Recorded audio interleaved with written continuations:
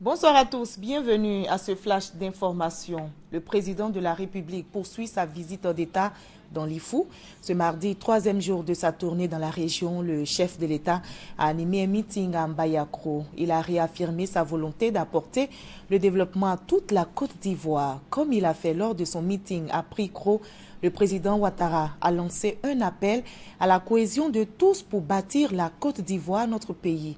Et pour le département de Mbayakro qui compte 77 villages, le chef de l'État a indiqué que des investissements ont été faits dans la réhabilitation du réseau électrique, les domaines routiers et sanitaires. Il a promis la réparation de pompes villageoises dont les travaux en cours s'achèveront bientôt. La ville de Mbayakro sera dotée d'un commissariat de police et celle de Bonguera d'une brigade de gendarmerie. Le président de la République répond ainsi aux doléances des populations. Et dans l'édition de 20h, vous aurez tous les détails de cette étape du Mbayakro avec nos envoyés spéciaux dans l'Ifou. Le Japon aux côtés de la Côte d'Ivoire dans la lutte contre le virus Ebola qui sévit en Afrique de l'Ouest. La Côte d'Ivoire, jusqu'ici épargnée par la maladie, renforce les mesures de prévention. Le Japon a décidé de l'aider en déboursant plus de 90 millions de francs CFA pour la prévention contre le virus. Ce financement va permettre notamment de renforcer les capacités de la police nationale exerçant aux frontières et dans les aéroports. Plus de 2000 policiers seront formés et l'Agence de coopération internationale a signé avec le programme des Nations Unies en Côte d'Ivoire pour le démarrage du projet.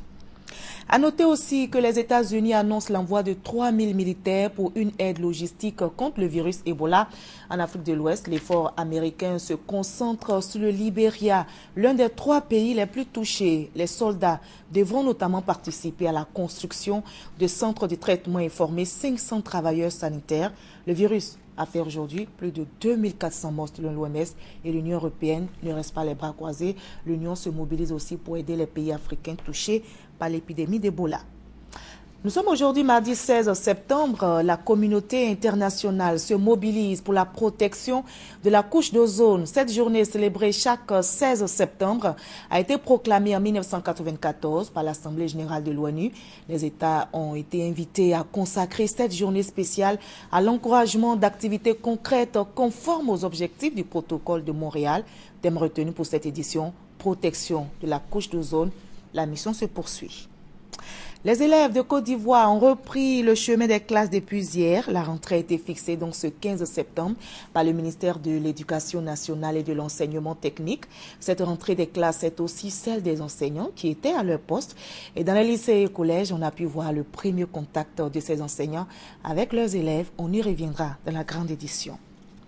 Encore des morts dans la Méditerranée. L'Organisation internationale pour les migrations vient d'annoncer que plus de 500 personnes candidates à l'émigration pour l'Europe sont portées disparues après une collision au large de Malte. Il pourrait s'agir du plus grave naufrage en Méditerranée de ces dernières années. À ce tragique incident s'ajoute un autre naufrage dimanche dernier rapporté à l'est de Tripoli par la marine libyenne.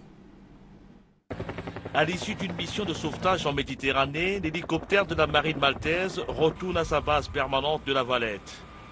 À son bord, quelques personnes ayant survécu après le naufrage la semaine dernière d'un bateau qui transportait jusqu'à 500 migrants, originaires principalement d'Égypte, du Soudan, de Palestine et de Syrie. Selon un bilan publié ce mardi, les opérations de secours ont permis de retrouver au total 10 rescapés. Elles sont coordonnées par les autorités maltaises. Je veux saluer le courage, la détermination, la générosité de tous les membres des forces armées de Malte qui se sont impliqués dans les opérations délicates de sauvetage en mer. C'est un travail qui devrait être reconnu par la communauté internationale et je plaide pour une solidarité forte envers Malte. D'après les témoignages recueillis par l'Organisation internationale pour les migrations, le naufrage s'est produit mercredi dernier. Un bateau parti d'Alexandrie en Égypte a été saboté par des passeurs qui voulaient punir les 500 candidats à l'immigration en Europe. Les passeurs leur avaient demandé de monter à bord d'un autre bateau, mais les migrants ont refusé parce qu'ils considéraient que l'embarcation était trop petite et trop dangereuse. Alors une bagarre a éclaté et les passeurs ont décidé délibérément d'emboutir le bateau à bord duquel se trouvaient les migrants. Avec 500 personnes portées disparues, l'Organisation internationale pour les migrations estime que c'est le naufrage le plus grave enregistré ces dernières années en Méditerranée. À cette tragédie s'ajoute un autre drame qui s'est déroulé dimanche au large de la Libye. Une embarcation avec à son bord 200 migrants a coulé à l'est de Tripoli. L'on ne dénombre que 38 rescapés. Allez, on se retrouve à 20 h pour la grande édition. À tout de suite.